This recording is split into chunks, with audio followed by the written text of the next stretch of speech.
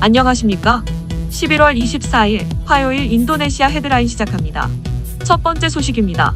인도네시아 코로나19 확진자가 총 49만 7,668명으로 늘어났으며 이 중 사망만 5,884명, 완치 41만 8,188명으로 집계되어 3.2%의 치사율을 보이고 있습니다.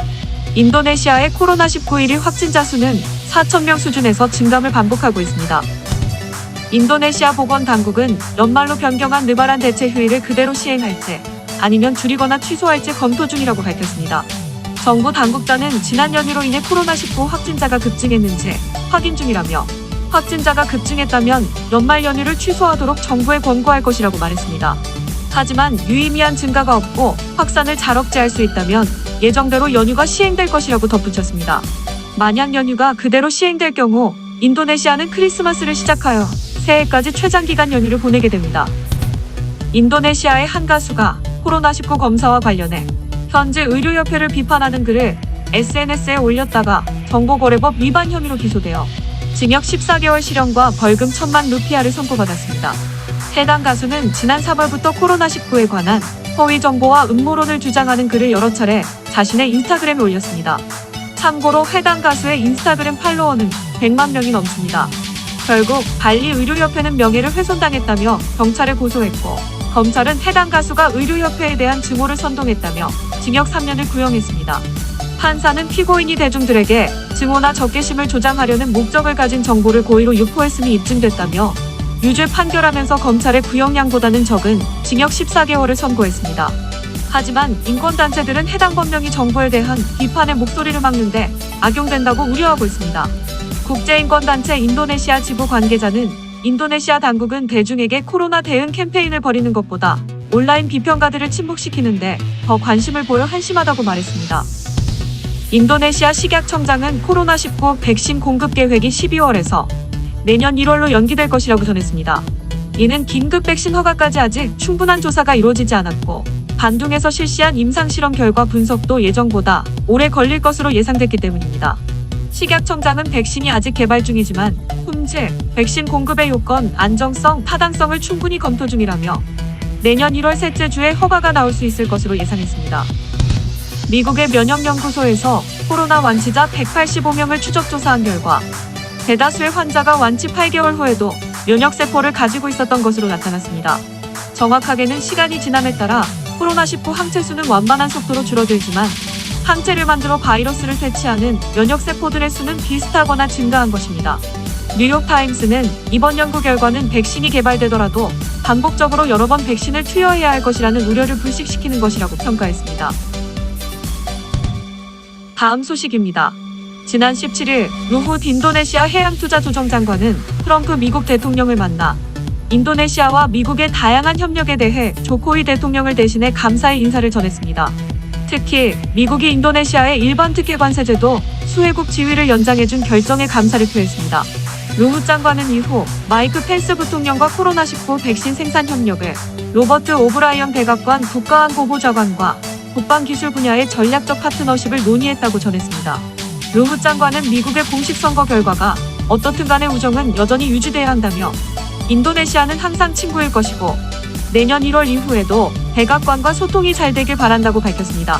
한편 트럼프 대통령은 조 바이든 민주당 후보에게 패배해 내년 1월 20일 퇴임을 앞두고 있으나 대선에 불복하고 정권 이양에 협조하지 않고 있습니다. 다음 소식입니다. 인도네시아 중앙은행은 7월 16일 이후 4개월 만에 기준금리를 3.75%로 인하하기로 결정했습니다. 해당 기준금리는 인도네시아 중앙은행이 2016년 8월부터 7일물 역환매 조건 부채권 금리를 기준으로 삼은 이후 최저치입니다. 인도네시아 중앙은행 총재는 세계 경제 여건이 개선되고 있는 점을 고려해 추가 인하를 결정했다며 회복세가 계속될 것을 확신하기에 은행과 재계가 경기 회복 낙관론을 구축하길 바란다고 말했습니다. 인도네시아는 2018년 6차례 기준금리를 인상해 총 1.75%포인트를 올렸지만 2019년 7월부터 4차례 인하로 총 1%포인트를 내렸고 올해 들어서도 2, 3, 6, 7월과 이날까지 총 1.25%포인트를 인하했습니다. 인도네시아 경제는 2016년부터 4년 연속 5%대의 경제성장률을 기록했으나 작년 4분기부터 미국과 중국의 무역 분쟁 여파로 둔화하다가 올해 코로나19 사태로 직격탄을 맞았습니다. 인도네시아의 올해 경제 성장률은 1998년 외환위기 이후 최저치로 떨어졌지만 스리 물란이 재무부 장관은 최악의 상황은 끝났다며 4분기 반등을 기대했습니다. 다음 소식입니다. 한국국제협력단은 인도네시아 적십자와 코로나19 대응 역량 강화를 위한 업무 협약을 체결하고 인도네시아 지역사회의 공공시설 방역과 지방병원 역량 강화 지원을 펼쳐나가기로 했습니다. 인도네시아 적십자에서 체결된 이날 약정식에는 박태성 주인도네시아 대사, 정의진 코이카 인도네시아 사무소장, 유수칼라 인도네시아 적십자 대표가 참석했습니다. 인도네시아는 코로나 사태로 인해 의료시설의 부족함을 여실히 드러났으며 크고 작은 섬으로 이루어진 지리적 특성으로 지역 간 의료 격차는 점차 심화되고 있는 상황입니다. 특히 의료 인프라와 전문 인력 등 주요 자원을 전국적으로 관리하는 통합적 코로나19 대응 체계 구축이 시급한 실정입니다.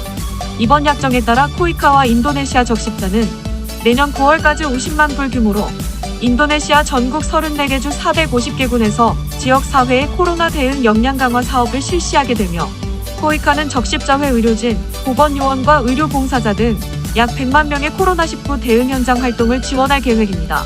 이를 통해 코이카와 인도네시아 적십자는 지방정부 중심으로 코로나 대응 기반을 구축함으로써 장기적 관점에서는 지역 간 의료 격차를 해소하고 범국가적 재난관리 역량을 강화해 나가는 데 기여할 것으로 기대하고 있습니다. 정의진 코이카 인도네시아 사무소장은 우리 정부는 올해 60억 원을 투입해 인니의 코로나19 포괄적 긴급 지원 프로그램을 추진 중이며 취약계층 지원과 국가 차원의 재난 대응 역량 강화를 중심으로 사업 범위를 확대해 나갈 계획이라고 말했습니다.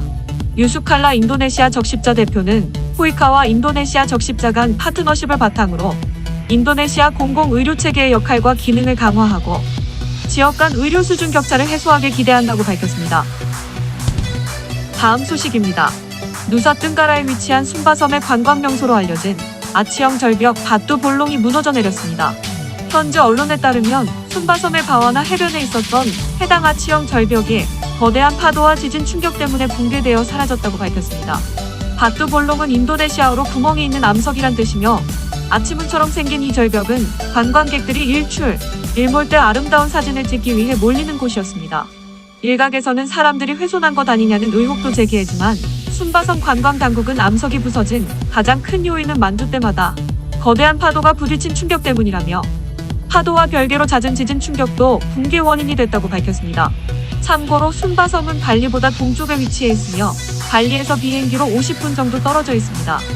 순바섬은 발리와 위도는 비슷하지만 전혀 다른 풍경과 다른 문화를 보유하고 있습니다.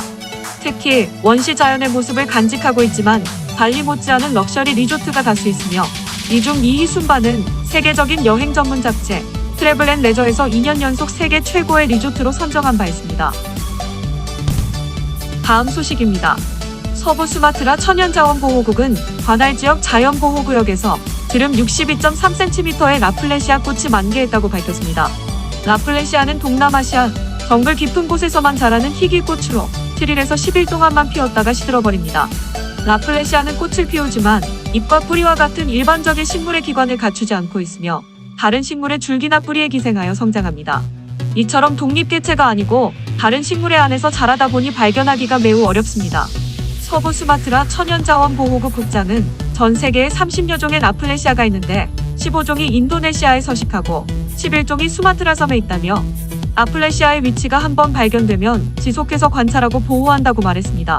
이번에 라플레시아 꽃이 만개한 지점 역시 당국이 주기적으로 관찰하는 곳이며 인근 지역에서 또 다른 라플레시아 꽃이 곧 만개할 것으로 예상되고 있습니다. 다음 소식입니다. SBS 플러스 예능 프로그램 좋은 친구들이 인도네시아에서 리메이크되었습니다. SBS는 인도네시아판 좋은 친구들이 현지 지상파 방송사인 네티비를 통해 첫 방송을 마쳤다고 밝혔습니다.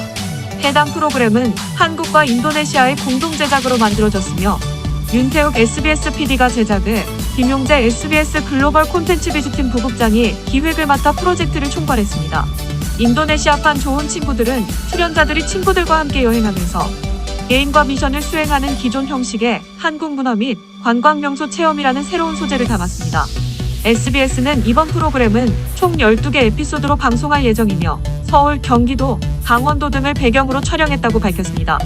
출연진들은 인도네시아 인플루언서인 장한솔, 라파엘, 케빈, 한유라, 비앙카 등이 출연하며 한국 아이돌인 오마이걸, 모모랜드, 크나큰의 멤버들도 에피소드마다 게스트로 함께한다고 전했습니다.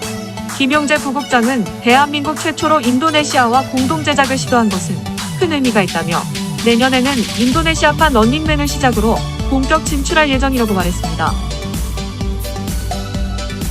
시청해주셔서 감사합니다. 다음 시간에 뵙겠습니다.